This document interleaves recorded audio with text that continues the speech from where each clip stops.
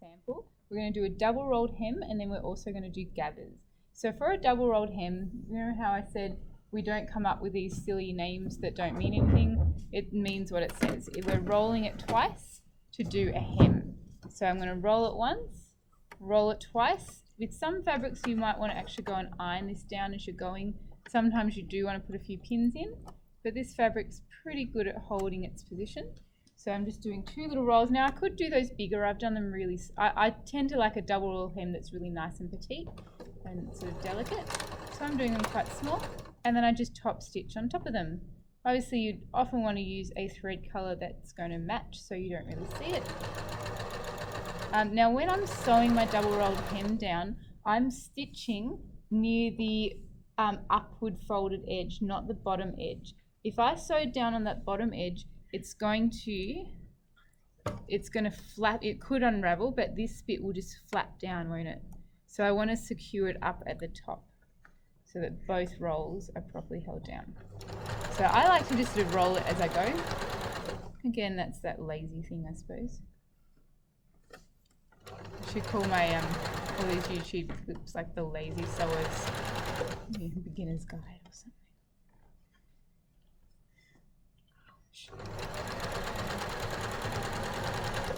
So I'm making sure I stay right on that top edge. Obviously not coming off it or it won't hold. So that's a very simple one, but good one to practice.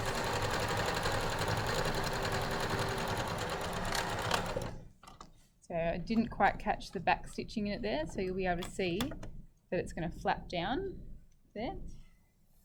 And a couple of places it's a little bit messy, but otherwise it's just a nice, neat rolled end edge.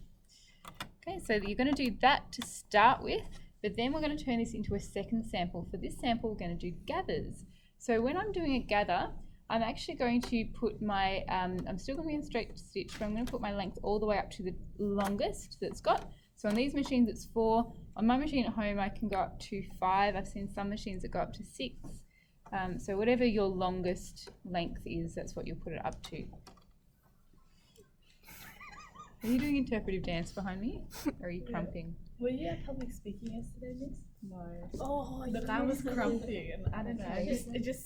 It just stuck with you? He was filling in for Troy, and Okay. he thought it would be funny to go up and do like a really impromptu speech that had to go for like, what was it, 5 minutes? Yeah. And he stood up there and he was like, yo. And this is on the video now, so we can reflect on this story sorry. again. It'd Okay. be an interesting video though. Okay. So what I'm doing with this, I've put it up to, you'll notice it will sew very quickly when it's on that really long stitch. And notice I did not back stitch.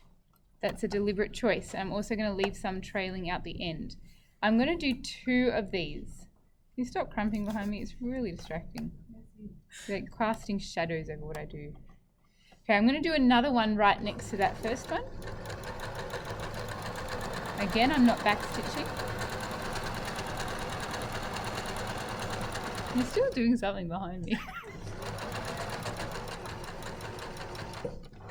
Don't you know that teachers have eyes in the back of their heads?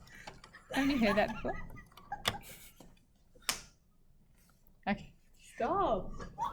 So now what I'm going to do, I'm going to take the 2 bobbin threads. Now on this one, I deliberately had my machine threaded with a different colour in my bobbin, so I can clearly see which one it is. Sometimes you might just need to remember that, oh, it was in this way, therefore this is my underside, therefore that's my bobbin. So I'm going to pull on these bobbin threads, and it's actually going to gather up my fabric like this. There's a couple of reasons why I do 2 lines. You could do more if you wanted to, but 2 lines of stitching and 2 lines of gathers. Partly it's for strength, so that you don't suddenly snap it and then just have to start all over again. The other reason though is it creates a nice flatter surface of the gathers. And I'll show you what that means once it's all pulled together and gathered so up. you didn't backstitch? I didn't backstitch. If I had backstitched, I wouldn't be able to pull them out quite so, or anywhere near as easily. So there's a nice little, now I've gathered that very tightly. You don't have to gather it super tight. So is that how you make like skirts? Yeah, if you had a gathered skirt. But you'd have, Yeah, it does look like a curtain. You could have that could be a little doll skirt, very And pretty. you've got a pillow. I mean, you could have a little frill on something. You could have a gathered little bit on a sleeve if you wanted to have puffed sleeve. You'd have a bit gathered, and then that bit would also be gathered in. You can see how that would work. So you could use gathers for a lot of different things. So you would then. So the reason I like to have both lines is because in the center of them, it now creates a nice flat section where the gathers are sort of behaving themselves in the middle there. So if I'm then going to seam this onto a piece of fabric, I'm glad that a random piece of fabric happened to be there, and it's probably going to be pretty close to the right length. Because I've gathered this so much, it's a little bit thick and chunky, but do this.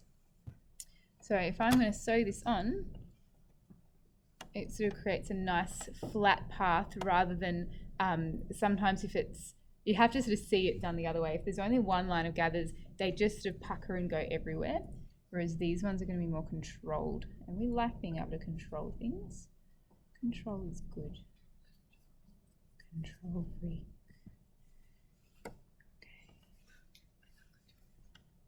Now I need to, if I'm going to stitch it on, I'm going to put my length down. Otherwise I'm going to stitch it on with a very, very long stitch again. Now when I'm stitching this on, I'll show you, to start with I actually haven't stitched in the right place. I'll show you why.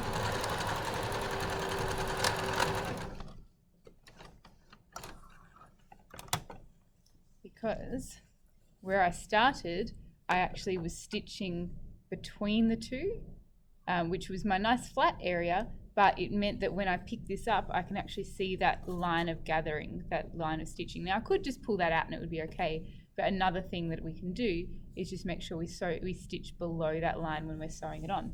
So you could see how that could be a nice little, top and with a skirt sewn onto it there, probably for a doll, not for a person. Okay, so that's the one that we'll start with next week. So if you can watch we'll stop the video there.